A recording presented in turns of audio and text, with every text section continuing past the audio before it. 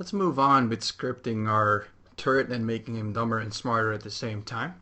We have a simple look at in our update function, which is simply defined by this variable here. Let's rename this variable to say target instead of look at target so that we don't have to type as much all the time. Now, target is a predefined variable in Unity, but since we're not using it inside of its class, it's okay to use it as a variable.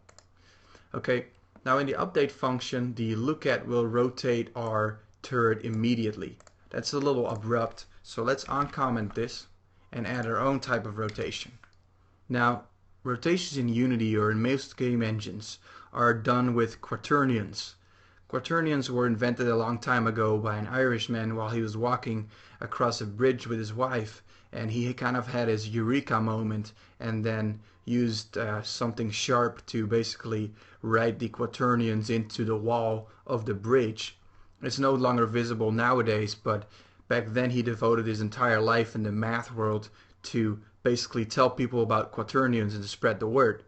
Now later, quaternions were basically replaced by a faster method or a different method of mathematics, which are called matrices, which are also possible inside of UNITY3D.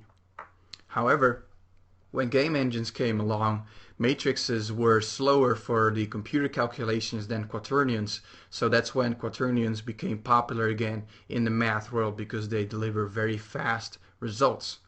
Now, don't ask me anything about math because I know very little about it, but fortunately Unity will do all the quaternion rotation calculations for us. We only need to call the classes.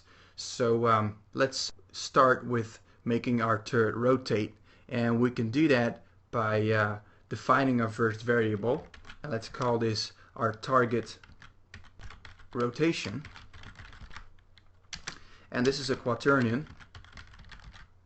Make sure you use a capital Q, and then the sub function of this class will be our look rotation. Now the look rotation needs two variables. The first one is the position that we're going to rotate towards, and the other one is our angle or axis that we're going to rotate around. So first type target dot position, which is the position of our target, and then minus transform dot position, and that basically subtracts these two from each other using quaternion math, and I don't understand anything about quaternion math, but this will work just fine for us because it will look at these two positions and then it will rotate over the vector 3 dot up, which is basically shorthand for y, as explained in the X, Y, and Z videos. So this will be our target rotation, and now we need to apply this to the rotation of our object. So type transform dot rotation,